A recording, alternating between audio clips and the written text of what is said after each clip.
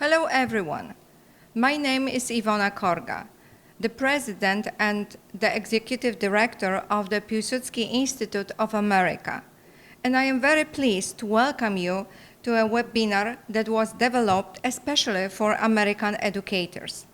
This webinar, Creating a Safe Haven for the Children Escaping War and Persecution, from the Polish children of good Maharaja to the children of Ukraine, is intended to tell stories and historical facts from the past and connect them to the current events, showing that children across the world and in different time periods need our attention and compassion. Today, we will share with you how war experiences have impacted children and families and affected countries.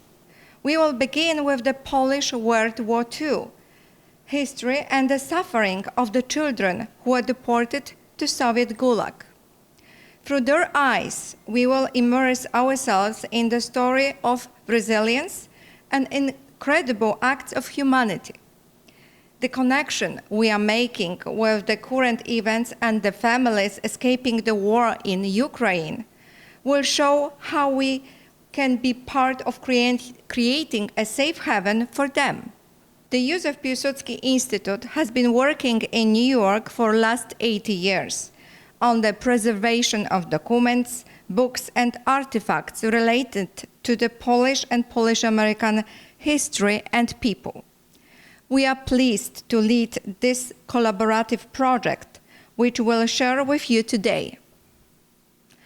Let me introduce Alicja Winnicki, former principal and superintendent in New York City Public Schools, leadership coach, and my partner in creating many projects and engagement with public schools.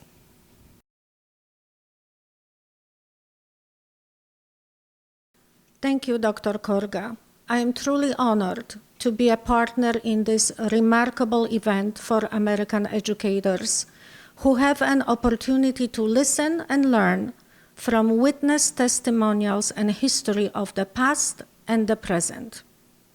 I hoped that the webinar and the resources we share will become part of teacher materials in planning their lessons and units. Most of all, I hope that the webinar will reaffirm our shared belief that when we create meaningful lessons and units for the students, we show how much we know them, who our students are, with their heritage, history, and their experiences. I am pleased to introduce our esteemed panelists. Our first speaker is Monika Kowaleczko-Szumowska. Monika is a Polish author who specializes in writing creative nonfiction for children and young adults. Her writing and interactive web documentaries weave stories of the Polish children who lived through tragic events of the World War II and were victims of the German Nazi and the Soviet communist totalitarian regimes. Monika will share with us those episodes from the history of Poland and Eastern Europe that affected children deported to the Soviet Union, who later found a safe haven in India. Since 2015, Monika speaks in schools across Europe and India about the fate of children during wars. Monika traveled from Poland to join us today. Imogen Salva is our next panelist.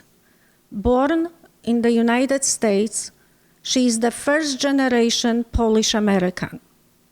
In her book, One Star Away, she bears witness to her mother's story of deportation and finding refuge in India under the welcoming wings of good Maharaja and his family.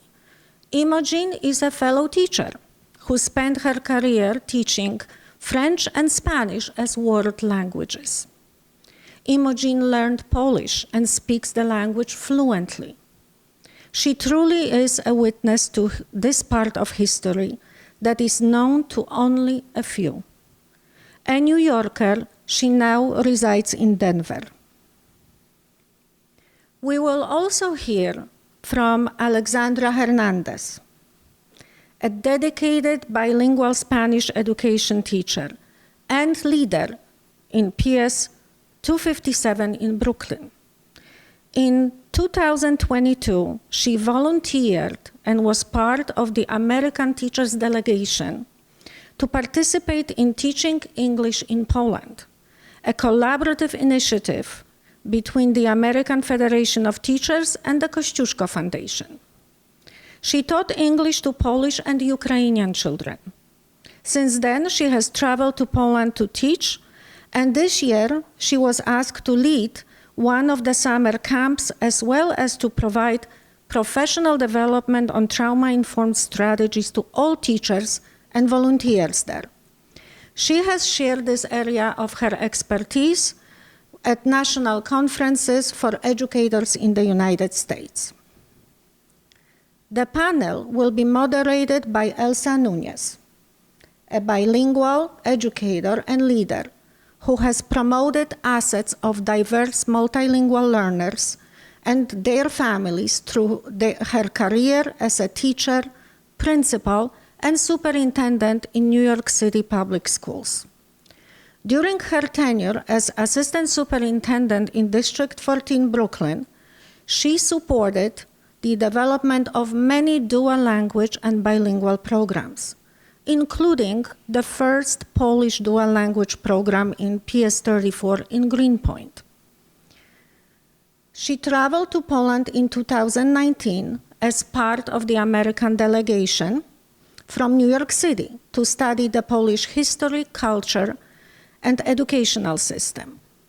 In her current role as a resource specialist in the New York Statewide Language Regional Bilingual Education Resource Network at NYU, she continues her advocacy for bilingual education. She presents at national conferences and publishes in professional journals. Welcome, Monica, and thank you for being with us today. I would like to begin by asking you to talk about what inspired you to focus on the journey of the displaced children of Poland during World War II. I was inspired by a book written by one of the children who lived in India during World War II. It was Wiesław Stypuła's book. He was a Polish child invited to India after he has been deported to the Soviet Union. It was really, and this is really an incredible book and incredible story. What key events were taking place in India and Poland in 1939? And what were the events that led to the deportation and displacement of Poles from their homeland? The beginning of the year 1939 was a happy time in Navanagar princely state, where the Maharaja is from, because in February an heir to the throne was born. So Maharaja Jam Saheb Digvijay Singh Ji, along with Maharani Kunvarba Saheba and Princess Harshad Kumari, were overjoyed. But then in September of 1939, the war in Europe broke out, and it had an effect on the princely state of Navanagar as well, because now the Maharaja had to assume command of an Indian unit in Africa, and he left Navanagar to the despair of his family and his royal pets. He had a lion and a parrot. The year 1939 was catastrophic for Poland. This story is about people who lived in the eastern borderlands of Poland, and in September, on the 1st of September 1939, World War II broke out when Hitler attacked Poland from the west, and 17 days later, Stalin attacked Poland from the east. And Poland could not fight both invaders and fell to them and was divided into two occupational zones. Monica, describe the brutal way in which Polish families were forced to leave their homeland and into labor camps. When Soviet occupation started in Poland in September 1939, the Soviets prepared two lists.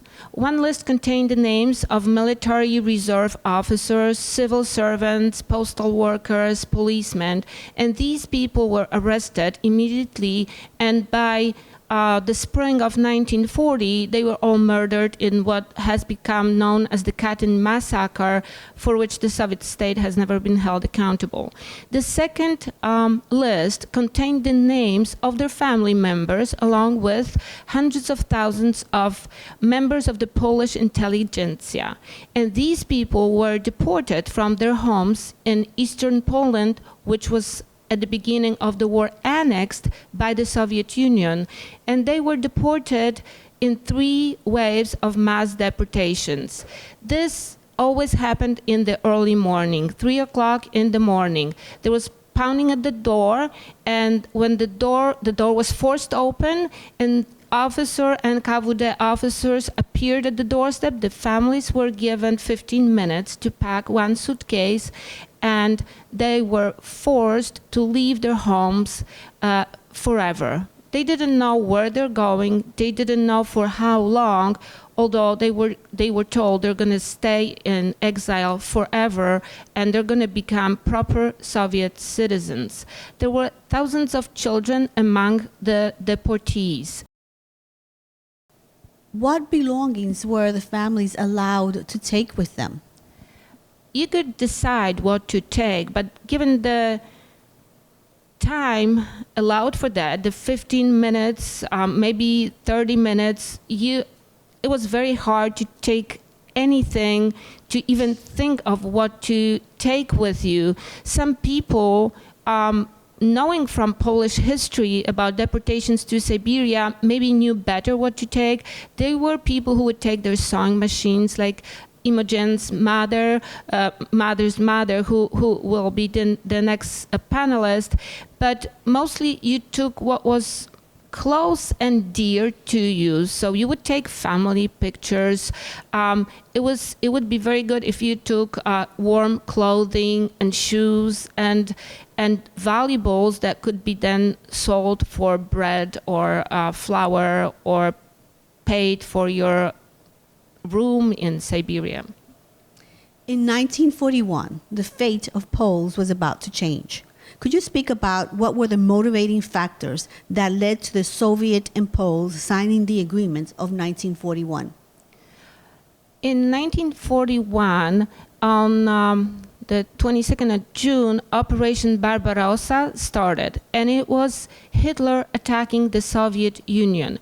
It was unexpected for Stalin, and he realized he does not have enough soldiers to fight against Nazi Germany at that time. So he remembered the Poles that he had deported to Siberia. And he signed an amnestia for everyone, all Poles deported at the beginning of the war. He was only interested in the men who will join the Polish army, which was forming within the Soviet Union. He did not care about civilians, the women and the elderly and the children. So these people left their places of exile without any help of the Soviet state and started traveling all over the Soviet Union, trying to find the assembly points of the Polish army. It was extremely difficult because not only they were not helped by the Soviet Union, but the Soviet Union tried to interrupt and disinform the Poles. Many of them reached the assembly points and there were no food rations for them. So the soldiers, the men would share their food rations, but when Stalin found out about it, he cut the food portions for the Polish military in half, so there would be no sharing. Polish people were weak and sick from the 2 years they have spent in Siberia, so it is no wonder then very soon an epidemic broke out that decimated the Poles trying to escape from the Soviet Union. The good Maharaja was part of the British War Cabinet. Could you share some of the discussions that took place regarding where to relocate the displaced children? The Polish government in exile in London was well aware of the plight of the Polish civilians within the Soviet Union.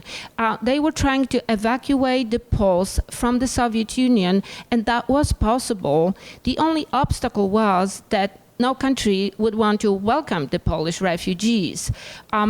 It was World War II. Everyone was really busy with their own, trying to fight in the war, and no country wanted to welcome the Polish people until in London, Maharaja Jam Saheb Digvijay Singh Ji said, they can come to my place. The children could come to Balachadi, which is a tiny little village on the Arabian Sea, and I will build a camp for them, and there they could try to regain their strength and their powers and their emotional well-being as much as possible. So he invited the children, and he spoke to General Sikorski, who was head of the Polish state, and he made an offer. Of course, it had to be approved by the British, who were not too enthusiastic about this idea, but Maharaja told Winston Churchill, and this story was related to me by Maharaja's daughter, Harshat Kumari,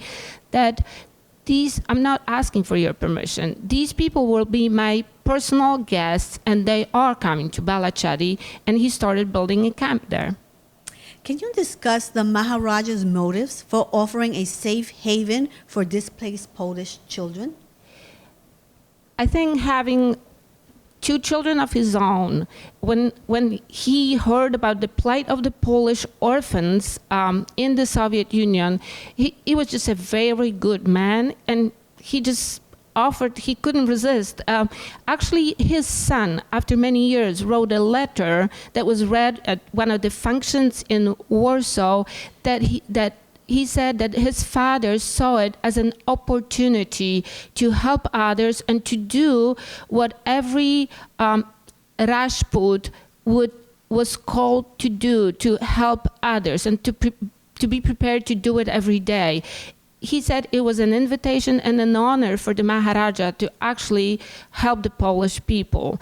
And it was not only offering a place to stay, because when the Polish kids arrived at the train station in Navanagar, in Jamnagar, which is the capital of the Navanagar state at that time, Maharaja was there with Harshat, his daughter, and Sad, his now 3-year-old son, to welcome the children. Maharani was not there because she was pregnant with the third child, but Maharaja was there, and he addressed the Polish children, telling them, you're not orphans anymore, because now you have come to Navanagar, and I am the father of all people in Navanagar.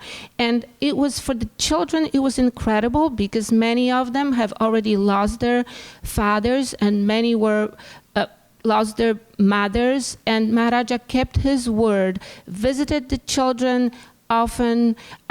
If sports equipment was ready in the camp, he provided that. If they wanted to have musical instruments, they got that. It was really like welcoming them into his family.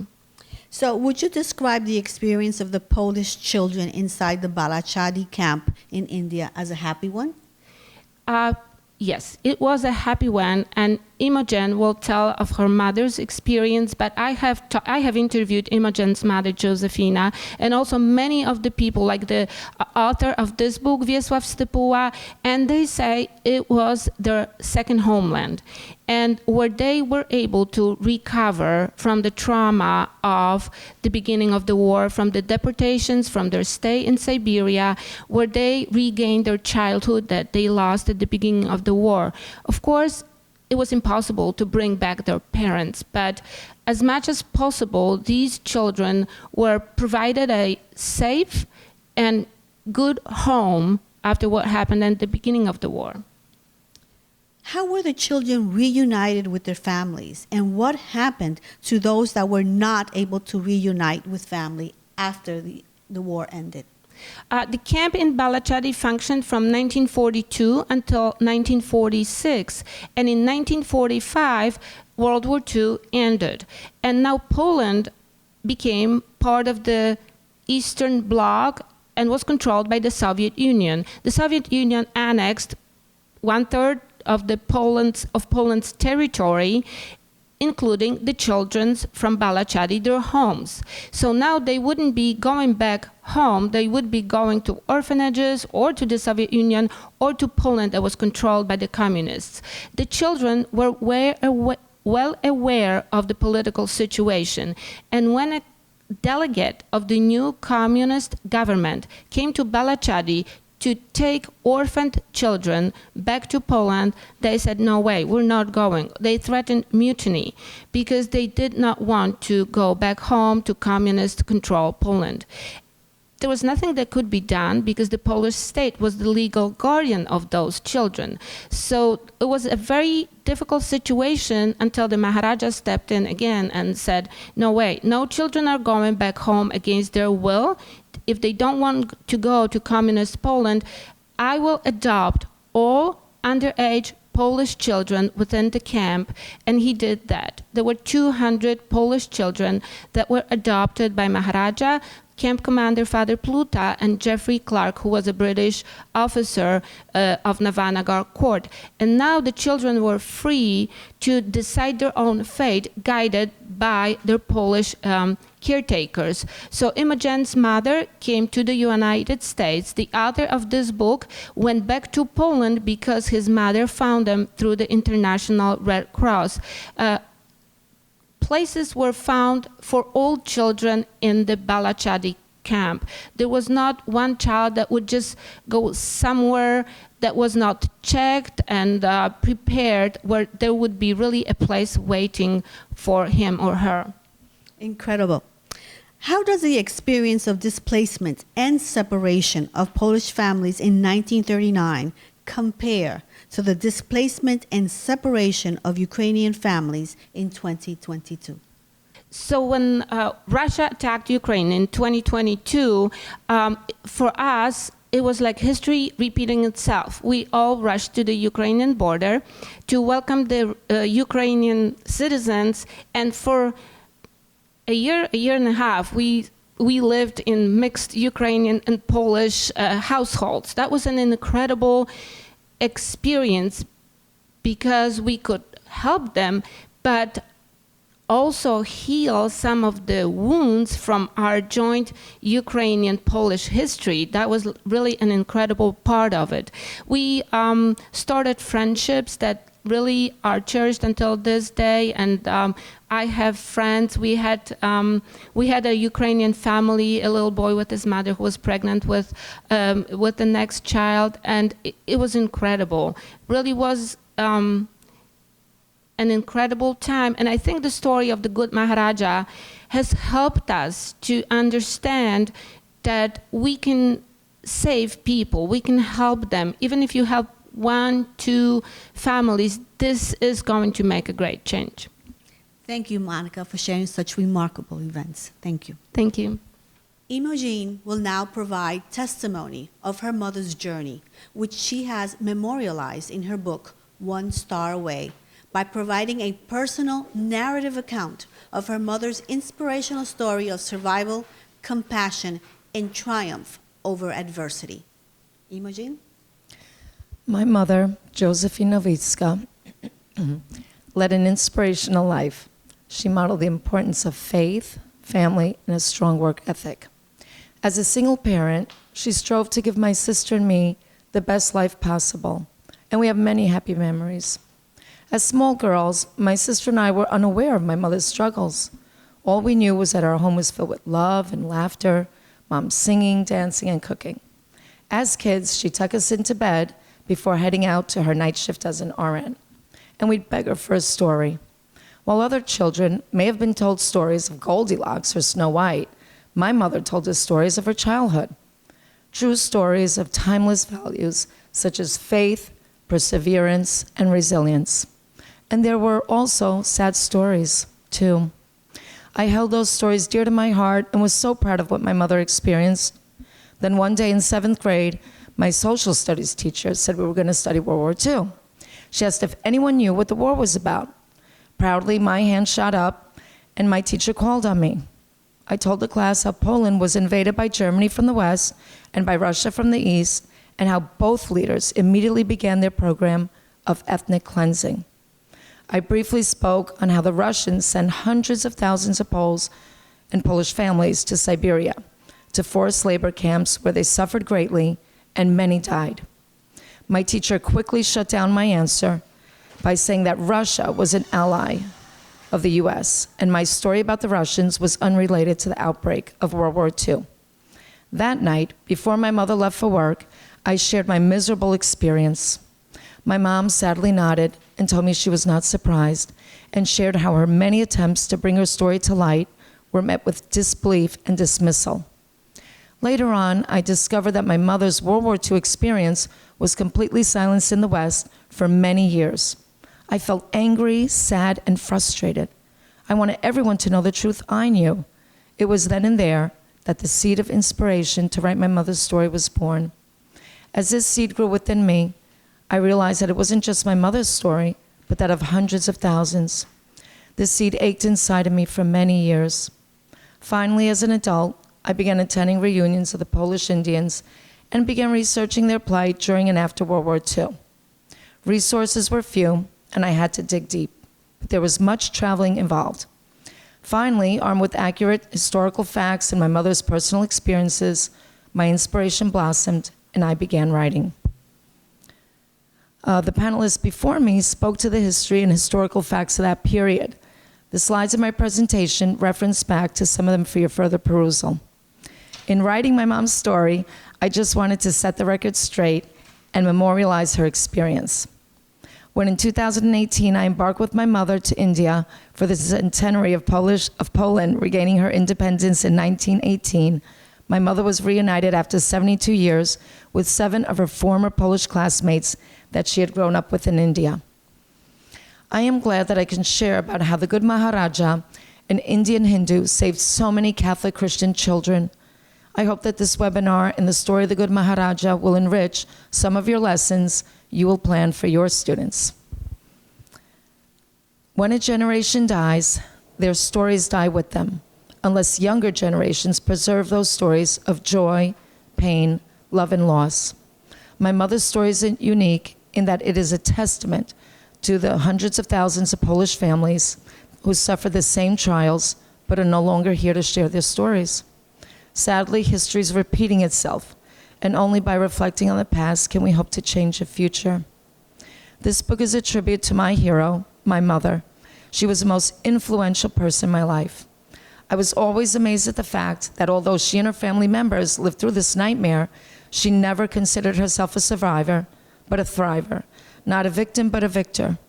She was the embodiment of poise, energy, vitality, and resilience, and her beauty and presence radiated in every aspect of her life. Finally, I was inspired by Maharaja Jam Saheb Digvijay Singh Ji, who personally invited almost 1,000 Polish orphans and half-orphans to India under his protective care.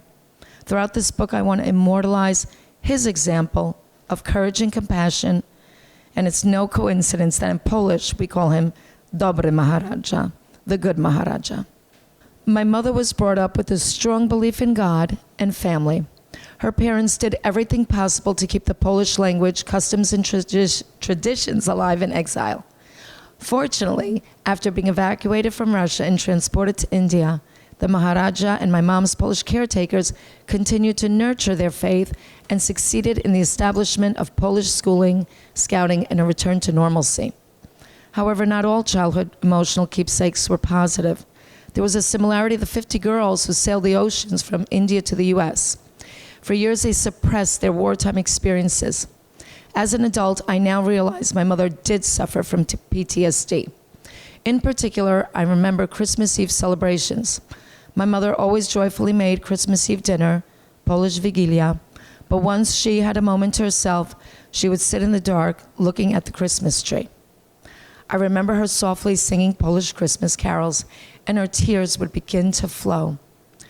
When I asked her what was wrong, she would tell me she missed her mother. Spoiler alert, reading my book, you'll understand the significance of this moment. I couldn't do much to console her. The death of her own mother in Soviet Russia was something she never got over. My mother was also extremely sensitive to loud banging noises. Even if it was just my sister pounding on the bathroom door, my mother would put an immediate end to it. The sound of pounding triggered barbaric memories. My mom would relive the pounding of the nails in the coffins of the children who died of starvation and disease in the frozen Russian taiga. Other times, the pounding triggered reliving the horrific scene of the communist Russian soldiers pounding their rifles on the Novitsky's door and windows at 3 a.m., forcibly entering the family home and brutally deporting them. It wasn't until much later in life I discovered that this is why she always worked the night shift as a registered nurse. Being awake and working at 3 a.m. in the morning kept her from waking at 3 in a cold sweat. After she retired from nursing, my mother often awoke around 3 a.m. to terrors and tremors of her childhood experience. I often wondered how my mother, having endured such cruelty, made peace with such painful memories. What to the average individual might look like defeat, to my mother was an invitation to empower herself and transform her life through 3 decisions. The first was a decision to surrender. My mother never pretended that the war didn't leave deep scars, but she did decide that the people who enslaved her didn't get to decide what she would do with her pain and how she could relate in a healthy way to those events. This courageous mindset was encouraged by my mother's camp chaplain and confessor, Father Pluta. My mother often recalled his counsel. Our wounds deserve a safe haven to be processed, and that place is with God in heaven. The joyful memories you get to keep and treasure, but the excruciating ones are yours to release. Father Pluta encouraged the children to not define their lives by the wrong that was done to them, which would only increase their pain, but to surrender them to God. Deciding what memories could stay and which to let go of eased my mom's transition to the second decision, that of forgiveness. The war impacted every facet of my mother's family's life. There was nothing left undamaged. For many, personal tragedies, a time in which many people become resentful, bitter, and turn away from God. But my mother sought to claim victory in her life and nurture the joy she experienced in India. Forgiveness was ultimately her key to transforming her hurt to healing. That didn't mean she ever forgot what happened or excused the crimes perpetrated against her family and countrymen. Instead, my mother chose not to harbor any ill will toward the Soviet communists or Russian people in general. She even chose to show them love and kindness, and that kind of love takes grace. She knew she couldn't do that on her own, but with God, all things are possible. My mother made forgiveness a daily practice. My mother's third decision was the decision to live. Dance was life to her, and she decided to dance herself to healing. Motion equals emotion, she'd always say. In India, the Maharaja and the Polish caretakers did an exceptional job with ensuring that their Polish children had plenty of activities. Art, theater, scouting, sports, sand and play therapies were all indispensable in mitigating and alleviating traumatic war wounds. My mother soon discovered that dancing gave her true joy. Some of the slides that you will see in this presentation depict her dancing in India, performing many of the leading male roles because of a shortage of boys. Dancing became her passion and fostered a sense of community and lifelong friendships. After arriving in America at the invitation of the Bernardine nuns in Reading, Pennsylvania, my mom continued dancing, often performing for Polish-American audiences. The nuns would call them the Polish Von Trapp family. I remember at one time my mother had 3 nursing jobs to put food on the table, after which she'd immediately drive to the city's folk dance studios and international ballrooms. My mother believed dancing was a cure-all for any malady, physical or emotional. She was always dancing and singing while she cooked, while she cleaned, and tended to her patients at the hospital. Her last dances were in India during the reunion with her former classmates in 2008. And after we returned back to Colorado, she danced the Krakowiak for her great-grandson, Anthony, after which that night she went to sleep and never woke up. My mother always said that she wanted to leave this world with a bang, and we believe that her life came full circle.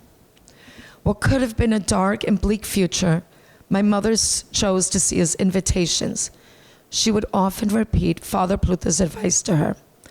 Just as a lotus blossom sinks into the mud each evening, but is reborn immaculate each morning, we too can be transformed. Thank you, Imogen, for sharing that very personal account of your mother's journey. We will now hear from Alexandra, who will share her experiences and insights resulting from her work supporting children affected by war and displacement in Poland. Alexandra, please share your thoughts about the work of the selfless good Maharaja during World War II and the current life-saving work taking place in Poland today. Thank you, Elsa. That's a very good question because I started reading this amazing book, One Star Away, written by Imogen Salva, and it talks about how the selfless Maharaja rescued the children from Poland during World War II. And it really draws parallel to what is currently happening right now with the children of Ukraine and how Poland have opened their arm and their heart to the children of Ukraine. They're conveying a message of solidarity, reminding us that compassion can transcend border and historical events, providing hope and healing to those that are affected by conflict. Alexandra, could you speak to us about why you thought it was important for you to volunteer to go to Poland to support displaced students? Yes, when the war started at the beginning of 2022, my heart broke watching the events being unfold, and I really wanted to be there and help the children and bring hope to them. And thanks to the American Federation of Teachers, I was one of 15 volunteers that was honored and lucky to go to Poland. And together with a partnership with the amazing Kościuszko Foundation and together with the AFT, we traveled to Poland, and we were not only there to teach basic English skills, but we were also there to bring hope and joy to the children of Poland and the children of Ukraine. We also aim to build bridges among cultures. We wanted to bring social solidarity, good neighboring, and we did that through mothering. So it was a pleasure to be there and be able to bring hope and love to the children of Ukraine and Poland. Alexandra, could you talk to us about how trauma related to the effects of war and displacement impact the academic performance of students? Yes, trauma resulting from war and displacement significantly affect academic performance in various ways. First, the emotional component, and then the physiological stress experienced by students who have lived through conflict can lead to difficulties in concentrating, in memory, and in learning. This can manifest as anxiety, depression, or, like Imogen mentioned about her mother, post-traumatic stress disorder, which is PTSD, making it hard for a student to engage in their study. A student may also face many of these challenges, such as language barrier, a social isolation, and a lack of resources, all which can further impede their ability to succeed academically. What are some signs of trauma that educators should be vigilant for when working with displaced students? And what are some tips for helping displaced students? Yes, so trauma can manifest itself in many different ways. It could manifest as aggression, frequent mood swings, withdrawal, defiance. And when I say withdrawal, we know isolation, right? And that can present a bigger problem when they're trying to adjust to the new culture. So some of the triggers that we should be for the lookout is something that remind them of their traumatic experience, right? Such as sounds, sides of situations that can make those triggers even worse, right? I have witnessed firsthand how the children, when I was working in Poland with the Ukrainian children, how the sound of a siren will bring anxiety and fear to the children. And they clung to me with so much fear. And I reassured them that everything was going to be okay, that they were going to be okay. But just even a drill can have very severe effect on children that have experienced trauma. What are some strategies or programmatic decisions that educators can implement to support affected students? So there are multiple strategies that can be implemented. But first, we must prioritize the social emotional component, right? And the well-being to ensure academic success. I live by it. One of the most critical aspects is creating a welcoming classroom environment. This not only involves the physical space, but also an emotional, creating an emotional atmosphere, supported emotional atmosphere, where students can feel safe, valued, and accepted, allowing them to express their feelings and experience without being judged and without any fear. A place where they feel safe and can be themselves, a safe haven, just like you show on the book of the Maharaja, how the Maharaja created a safe haven to the children of Poland in India. Also, it's extremely important that we meet our students where they're at. Essentially crucial is building relationships with the students. It's an essential practice. Recognizing where students are academically and emotionally, educators can create and personalize a pathway for growth. Finally, one thing that is extremely important, Elsa, is educators' self-care, okay? We must take care of ourselves if we are going to bring healing to others. We need to ensure that we heal ourselves before we can do that to others, right? And we need to be better equipped to provide support and guidance to these children that have encountered so much trauma and suffering. For students that are not fluent in the language of instruction, what are some linguistic techniques that educators can implement? Language barriers is a serious problem, right? So we have many techniques that we can implement. We can scaffold instruction. We can provide visual aid, visual clue, right? So that the children can see the picture with the vocabulary word. We can also build on the background knowledge while we increase the prior knowledge. We can differentiate our instruction and provide multiple opportunities for structured and unstructured talk, right? Student discourse is a must because students feel comfortable, more comfortable when they are talking to the peers than when they're talking to the teachers, right? Using the four modalities of language, right, which are listening, speaking, reading, and writing, and differentiate the instruction, right? All students learn better when they engage with material that are provided in multiple ways. Lessons that involve all those modalities are crucial. So when you are planning, you need to ensure that you include lessons that focus on music, like your mother in India, and dance, right?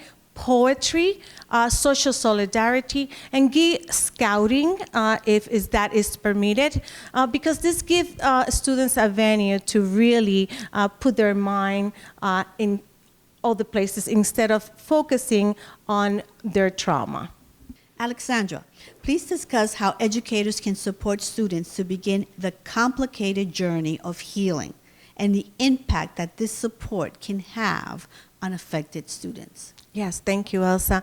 The healing journey begins now. Let's learn what trauma is and how to recognize the sign of trauma in our classroom. I would like to leave you with this amazing quote by Michael Meadow. Allow me to read it to you. Healing can begin when others stop pretending that a traumatic experience never occurred and acknowledge the pain that is felt. This quote emphasizes the importance of recognition and validation in the healing process.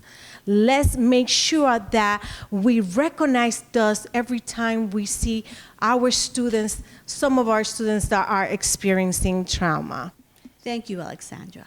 Now I would like to ask each panelist follow-up questions. I will begin with Monica. Monica, can you discuss the impact of your project on audiences such as students and teachers? When I go to schools for authors meetings, I usually start with a question. Presenting the story, I usually start with a question of who lived in an occupied country or during war, in a war-torn country. And up to 2022, I did not expect a positive answer because in Poland, everyone would be, it was a rhetorical question. And then in the spring of 2022, in answer to that question, 6 hands shut up. And it was so impactful on me and the teachers and the Polish kids, because it was in the Polish classroom, and the Ukrainian children as well, because they were able, right there, we stopped, and they were able to say what it was like for them. So even before I started speaking, they talked a little bit. And from Alexandra's presentation now, I understand that is very important. What would you like to tell American teachers about how to integrate your web doc in their history lessons and to current events? I have prepared 3 lesson plans that our team revised to maybe fit better into American curriculum and American situation in the classroom. And the thing I would like to tell American educators is that I would be so excited for this subject to be integrated and to help in your classrooms. And you can always contact me because I have treasures here, like original diaries of Polish children, like photographs that they have taken themselves and developed in the camp. They're albums of photographs, and if you contact me, we can show it in your classrooms. We can communicate. We can do Zoom meetings. I can certainly come to your classrooms in person. I like to travel, but I'm really very excited about this project, and I hope someone from the audience would actually decide to incorporate it, and then I would be glad to help. Thank you, Monica, and we will certainly share your contact information with all webinar participants. Now I would like to ask Imogen, who did you write this book for, and what are some intended responses that you would welcome from diverse audiences? I want to share this book with as many people as possible, hoping that it touches their heart and their soul. The response is generally gratitude for learning this little-known piece of history. I'm delighted when readers can make a connection of their own family members who served in World War II. If you think of my mom's 3 decisions, these are the pillars of life for us all to live by. It is my sincere desire that all who read One Star Away will reflect on these 3 decisions in their own lives. Secondly, I wrote this for the younger generation of Poles, who I hope will embrace my mom's story as this is their heritage.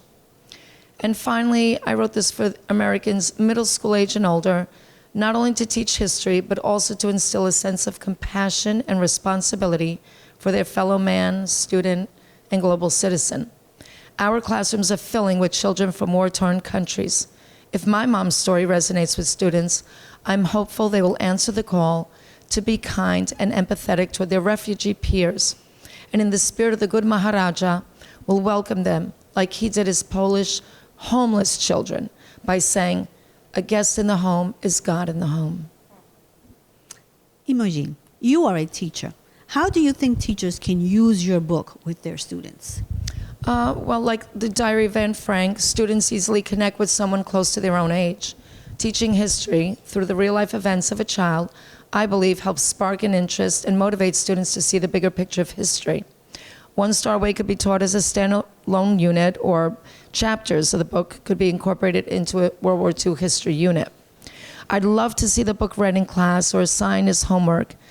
The very sensitive subjects of war, displacement, starvation, death are coupled with compassion, love, resilience, faith, perseverance, and ultimately triumph.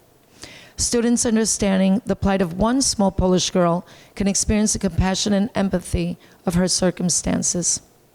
Class discussions and small group dialogues can foster opportunities for students to compare World War II history with current events and further student understanding of many current ethnic group struggles. We are putting together several curricular activities based on the book, with the hopeful outcome of impacting students' awareness of other cultures moving forward in their own futures. Another idea we're working on is Classroom Zoom with the author. If a list of questions is generated by the class, I'd be available to meet virtually and answer their questions. Thank you, Imogen. Thanks. Alexandra, discuss the impact of your work on displaced students attending the camps in Poland. The impact that this support can have on affected students is that in the midst of displacement and hardship, the stories of resilience shine very proudly. Ukrainian students, like the Polish children once rescued by the Indian Maharaja, find strength and hope in their shared experience. Singing the national anthem serves as a powerful symbol of identity and unity. The work that the Kościuszko Foundation summer camps in Poland are doing, they're making a significant impact on students by building strong, supported relationships and providing a sense of normalcy in this chaotic world. Alexandra, discuss some of the relationships and friendships you have made with the children displaced by war, and what was it important for you to share with the students as an American educator? Building relationships with the students is extremely important because you want to ensure that the children feel that they are being seen, that they are being valued. You want to ensure that you build trust. But how do you do that, you ask yourself? You have to be genuine. You had to be transparent. You had to smile, a genuine smile, showing empathy, really bringing the children in, showing them that you are trustworthy and that they can trust you. That is important if you want to ensure that the children feel comfortable and feel safe. Again, providing that safe space where they can be themselves, that they can use their language and their culture without being judged is fundamental in building those relationships. And I want to leave you with one final thought. I want all of you to be ambassador of faith, hope, and love, as they are the key to demonstrating compassion in a complex and often challenging world. So go out there and be ambassadors. We want to thank all three panelists. Monica, for providing such a powerful account of the tragic events during World War II in the Soviet-occupied parts of Poland. Imogen, for sharing the inspirational first witness account of her mother's survival of these tragic events and how her mother overcame adversity to build a fulfilling new life in the United States. And Alexandra, who shared the incredibly compassionate work of teachers volunteering in Poland to support children that are displaced by the war in Ukraine. It is our hope that American educators integrate the shared historical accounts, lessons of human resiliency and compassion, and strategies for supporting children affected by war and displacement into curricular units of study and social-emotional teaching and learning. We will be providing webinar participants with a Padlet on overcoming trauma and displacement, containing a wealth of resources, including research, teaching resources, and helpful videos. We are providing a link to a web-animated documentary created by Monica for English and Polish-speaking audiences. In addition, webinar participants will have access to PowerPoint presentations aligned to each panelist's presentations and will include sample lesson plans that can be used by teachers to create mini units to integrate into social studies and art curricula.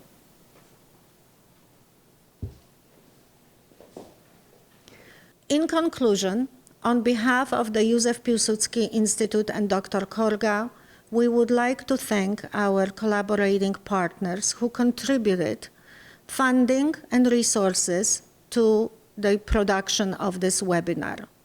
The Minister of Culture and Heritage of the Republic of Poland and the Polish Cultural Institute. Thank you.